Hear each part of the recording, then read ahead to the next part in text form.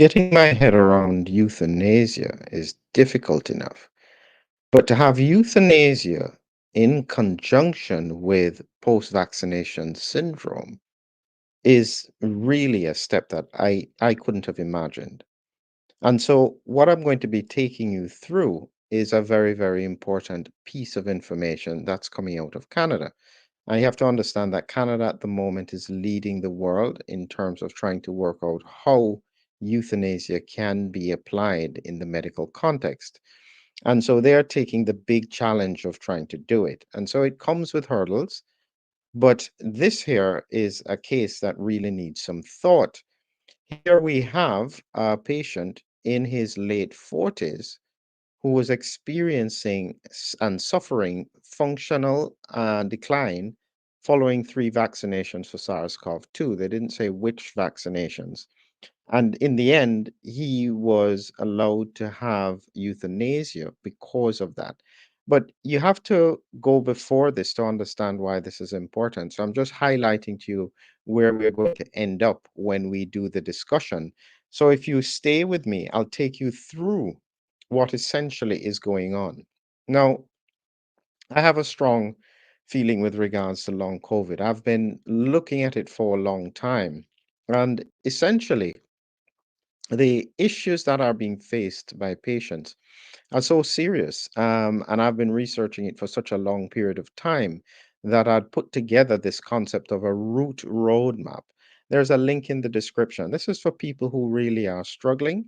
They don't quite know what to do. They've been through all the systems, similar to this patient, and they don't know where to go. And this is tied to my research around what I think is happening and specifically how it relates to the intestines and gut health. And that's a whole different presentation. But I don't want people to think at the moment that we don't have solutions or we're not working on solutions. But let's get to the basics as to what really is going on with regards to the MAiD program. So I'm going to take you through the concepts and then lead you right back to where they are now with this review. So you have here, this is the MAiD Death Review Committee. This is a report from 2024. And so they're looking at complex medical conditions with none reasonably foreseeable natural deaths. They call that track one and track two. And basically, MAID is medical assistance in dying, or essentially euthanasia. And any case is required that it goes to the office of the chief coroner, and then they have some oversight with regards to what is happening. Now, euthanasia, even in the UK, is becoming a hot topic for the politicians as it's in front of them again. I think it's a matter of time before it becomes part of what is done in most first world countries, but it needs very rigorous management. And this is essentially what has been happening in terms of Canada. So, what they were doing here is that they then established a team of highly skilled coroner investigators, a review team who retrospectively reviewed every reported death in Ontario, Canada. And so they produced feedback approaches. So this was what led to this report. And that's very good in the sense that they've now moved to a phase where they are now trying to make sure that every death is appropriate and it was applied in an appropriate way. So essentially, they have two tracks in the context of what is going on. And this is what it looks like here. They have a track one and a track two. This is since March of 2021. This is in their legislation. In track one, they call reasonably foreseeable natural deaths.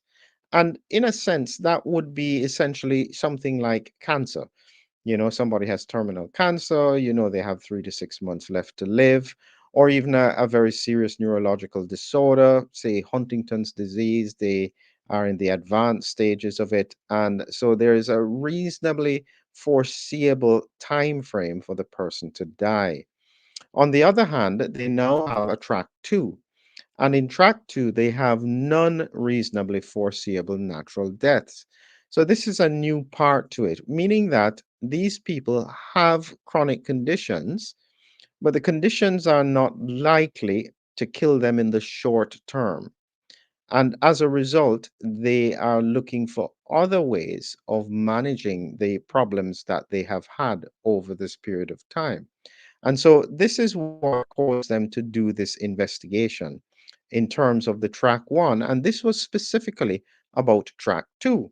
And you look at the numbers when you're looking from the period of 2021 to 2023, you can see here the numbers about 2,500 in 2021 were mostly track one in purple, 3,800 in 2022, again, track one, and then 4,500 track one candidates with chronic, expected, foreseeable timelines of death. And compared to track two, which is only 116 in 2023, 121 in 2022. It's this group that they are specifically looking at because that's the most complex group in order to be able to predict what is going on and to try and understand how to approach this. And when you look at the conditions that they've had for this, and you can see in track one is again in purple, track two is in yellow, and you can see primarily for track one, it's cancer, over 60%. Cancer, again, another 13% is neurological conditions, another 10% is other, and then respiratory disease, maybe like end stage COPD, 15%. On the other hand, for yellow, primarily it's chronic pain. People who are suffering with intractable pain and they can't, they're really struggling with it. Frailty, usually older and frail people, and again, neurological conditions. The difference in track two is that they may have neurological conditions that are not necessarily closely associated with death. And similarly, here in other, that's 34%. So that's the difference between track one and track two. Track one primarily being cancer, which is essentially what we expect when we think about euthanasia. So that's where this is coming from. And then when they looked at the time frame of people who were dying from this or who were euthanasia was applied, you can see here for the purples less than 3 months in terms of how long they were having this condition, only 15%, greater than 5 years, 37.5%. But when you compare it to track two, people who have been suffering for more than 5 years was over 60%. And only a tiny fraction were less than 3 months, 0.9% in the different tracks, so track one to track two. So in this case, you can see for the track two, these are the patients who are probably suffering from the chronic pain, intractable pain. And it's important to note that there are some pain conditions where literally the pain is almost unbearable. Things like sometimes things like trigeminal neuralgia or even post-stroke neuralgia can be exceptionally difficult for patients to suffer to manage with. And if they've been dealing with it for a long time, that's what could make them think about doing this. So it is very sad, but it is where we are at the moment with not necessarily having solutions for some of the diseases that are out there. The other point that they mentioned in this here was to do with the ways for the track two to alleviate suffering. Almost 90% had tried pharmacological routes, healthcare services, disability support, and all of this here, looking at all the routes that they had tried to manage the disease during this period of time. And remember, most of them, 60%, are over 5 years of suffering with their symptoms. Now, this is very important when it comes now to the crunch as to what we were talking about in terms of what's happening around COVID. Because in the case that they were talking about here, this was specifically one of the cases, one of the three cases was around injuries or COVID vax injuries. So here we have the case, complex medical condition, a man in his late 40s who was suffering significant functional decline following 3 vaccinations for SARS-CoV-2. Now, this is an important point to stop on and to clarify. A lot of people still don't realize that you can get severe long COVID type symptoms just from being vaccinated. They think that's made up. Then, on the other hand, you have some people who believe you only get long COVID from vaccinations. Both sides are wrong. You can get long COVID from just infection. You can get long COVID or long haul or post-vax symptoms just from vaccination. And then in the middle is the majority of people. But the fact that you can have severe long COVID type symptoms just from the vaccine is actually very important scientifically, because within there is possibly the solution to trying to understand the disease, because it suggests it's immune mediated. And the fact that triggering immunity can lead to it is a very, very important piece of the puzzle. So here we have, he had multiple expert consultations. He had extensive clinical testing completed without determinate diagnostic results. I'm going to pause here a minute, because one of the problems with regards to long COVID patients, and it's only if they've interacted with companies like, say, Incel DX with Bruce Patterson, if you don't do the right blood tests, you will not be able to see the condition. And so normal routine blood tests are all normal. But if you start looking at blood markers like interleukin 6, if you start looking at interferon gamma, it's like 40 times higher than normal. These are all cytokines like SCDL40. These measures then indicate that there is something going on. So I can bet that they didn't actually do those markers to try and understand exactly what was going on. And that in itself is part of the problem. We're only early in trying to resolve some of these long COVID type patterns. And in reality, what we're dealing with is that we are dealing with the backlog of research that should have happened for diseases like ME/CFS, fibromyalgia, and so on. But this work hadn't really been done properly and adequately. And this is why we are behind with it. But we need to do the catch up work. Anyway, to continue, as it says, amongst his multiple specialists, no unifying diagnosis was confirmed. He had a significant mental health history, including depression and trauma experiences, so post traumatic patterns. And while navigating his physical symptoms, he was admitted to hospital with intrusive thoughts of dying. So he clearly was suicidal at this point, and he was seen by psychiatry. They identified concerns about adjustment disorders from his condition, depression, with some psychosis, and illness, anxiety, somatic disorders. And it was during this period of suicidal ideation that he was hospitalized. And and then they were looking at trying to manage him from a psychiatric point of view, but clearly that wasn't able to be done. And he was also diagnosed with cluster B and C personality traits. So this gentleman clearly had a background of issues, and this is another important point. The people who are struggling with these symptoms oftentimes have a background of health issues.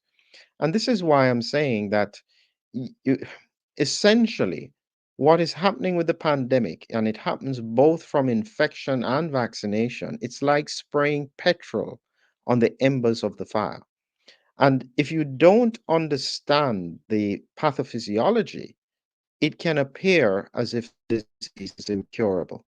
And this is essentially why I think it is so important to grasp these concepts. And as I said, if you are struggling along, please consider joining with us on this route, because if you understand the mechanism, and as I said, I've been researching it now for years, we don't have all the answers, but I think that the framework is there to be able to get people to grasp what is serious and how they can at least mitigate some of the symptoms. Here we go on with regards to the other bits of the presentation.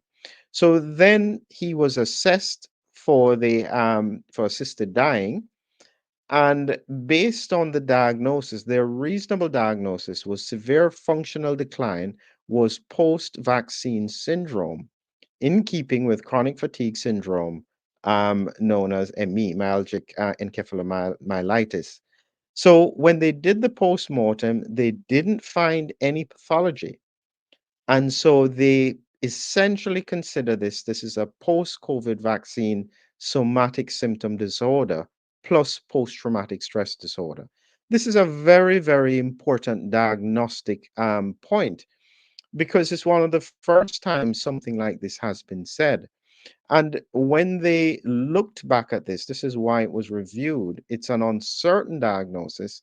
And at the moment, their question is it appropriate to apply euthanasia when there isn't a full understanding of the disease? This is really where we are at the moment. And it highlights the point that I keep on making. You can't resolve this kind of situation without autopsies. We need histology. We need to understand what's happening in the body. And in this case, we specifically need histology from the GI tract because based on my research, this is where primarily most of the issues lie. If you resolve that, there is a chance that you can get the patient at least better, not necessarily back to normal, but at least better. This is critical because this is now the start of something that I think is quite significant. Looking at what they said, they recognize this point about diagnostic uncertainty within the process, and that they have a number of concerns determining if this conditions meets legislative requirements. And I would encourage them to be cautious about this group of patients because I think there is a possibility that if we get a better understanding of the disease, we have a chance to resolve some of the pathology. But it only comes when we get the right science being done. And so it comes towards the point, as I've been hammering home, without autopsy, there is no science. If we don't have detailed analysis of the tissues of not just people who died, but any histology to guide us to understand better what is going on, we are otherwise blind. And listen to me, it may not be affecting you now, but this is going to be a problem for everybody, your loved ones, your elderly loved ones, because these kinds of patterns tend to occur more severely in the older cohorts. And it's very difficult to know because they're already quite frail and struggling with fatigue. And so when you have this kind of disease pathology affecting across the board, what will then happen is that if this euthanasia can occur in a 40-year-old, it will be much easier to do in a 70 or an 80-year-old. We can't afford to do this simply because certain parts of the narrative don't want us to do the science. We need the autopsies. It may be inconvenient that we find other stuff that you don't want to focus on, but at the moment it is completely inappropriate for us to have situations like this where somebody, because of the vaccine, can have euthanasia applied and we don't have multiple autopsies trying to explain what are the characteristics. I wish I could have gotten the full details on the autopsy that they did with this person. Again, I would be looking for perivascular infiltrates, looking for vasculitic types of characteristics. This is what we need to be able to see and to understand. But there is a long way to go. It only comes when everybody starts to apply pressure. Don't accept that autopsies are not being done all the time. We need them desperately in order to find solutions, not just for you, but for your loved ones. Have a great evening.